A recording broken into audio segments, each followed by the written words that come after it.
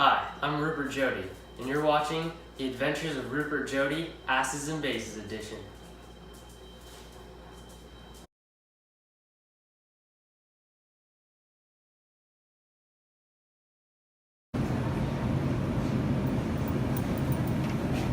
Oh hi, didn't see you there. I was just doing some daily grocery shopping. Here we have some nice looking lemons.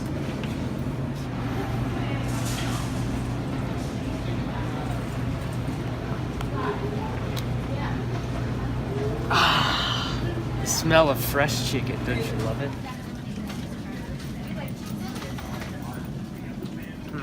Where is it? Ah, here it is. Does this look like the right one, Jimmy? Yeah, it looks like it. Alright, cool.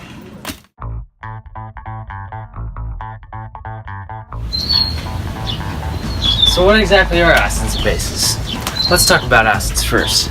An acid is a compound that produces hydrogen ions in a solution. Acids taste sour, will change the color of an acid-base indicator, and can be strong or weak electrolytes in aqueous solution. Strong acids are completely ionized in an aqueous solution. Hey Rupert, Yeah, what's up? what you doing? Oh, just squeezing some lemons here. Oh, here, I got you. Hey, did you know that lemon juice has a pH scale of 2.0?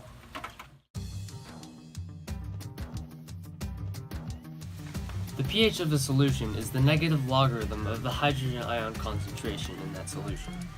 This means that the lower on the scale you go, the more hydrogen ion concentration you have, and the higher you go, the less hydrogen ion concentration you have. For example, here we have a pH scale, and the highest base you can have has a pH of 14.0.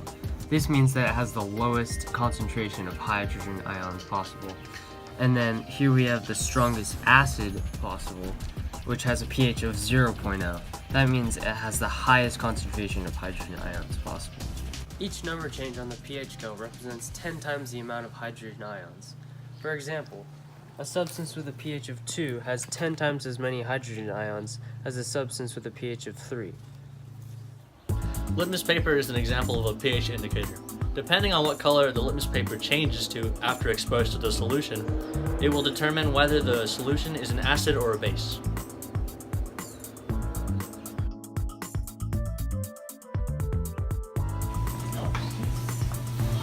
So you're talking about pH. So like, how exactly does the pH scale play into mass It scale? should be from, if it's on the eye, it should be less than 7.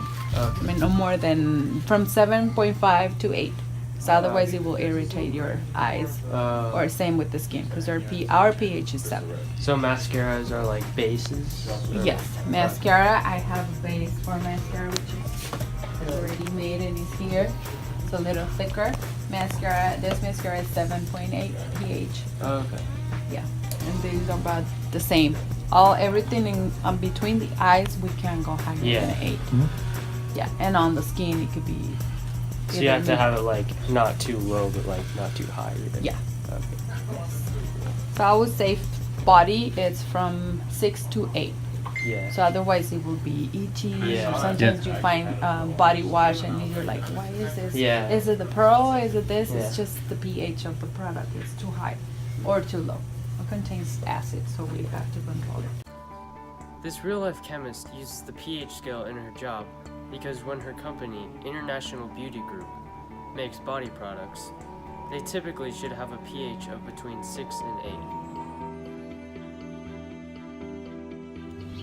8. Bases taste bitter, feel slippery, and can change the color of an acid-base indicator, and can be weak or strong electrolytes in an aqueous solution.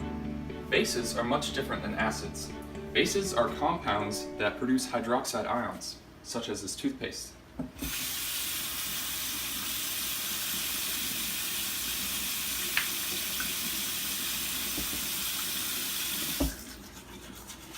Strong bases completely dissociate into metal ions and hydroxide ions in an aqueous solution. A perfectly neutral solution has a pH of exactly 7. For example, this dish soap. It's around 7, so it doesn't irritate the skin. In neutralization reactions, acids and bases react to make a salt and a water in aqueous solutions. Today, we're going to be doing an experiment with baking soda and vinegar.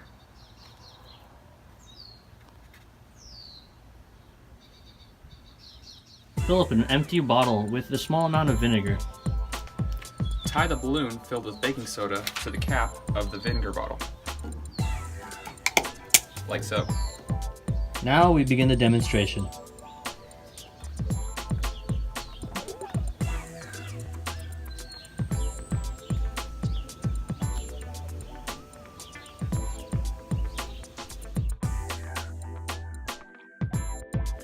Here's how the reaction works. Baking soda and vinegar both work together to create an acid-base reaction and made carbon dioxide, which is a gas. After the carbon dioxide is created, it spreads to fill its container, moves into the bottle, and it inflates. The Bronsted-Lowry theory defines an acid as a hydrogen ion donor and a base as a hydrogen ion acceptor. Man, it's kind of gloomy. I think it might rain out here, don't you think? Hopefully it's not acid rain. Acid rain is any form of precipitation with acidic components, such as sulfuric or nitric acid, that fall to the ground from the atmosphere in wet or dry forms. Does that include rain, hail, snow, and fog? Of course, and even dust is acidic. Shoot, rust. Acids would come in handy in this situation. Acids are often used to remove rust and other corrosion from metals in a process known as pickling. Acids and bases are important in the human body. For example, the stomach secretes hydrochloric acid, HCl, that digests food. Because they separate into ions in water, both acids and bases conduct electricity to power up daily things, such as these light bulbs.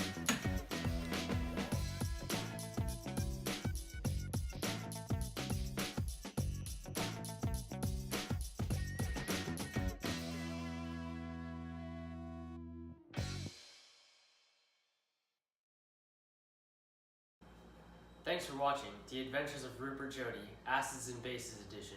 We hope to see you next time.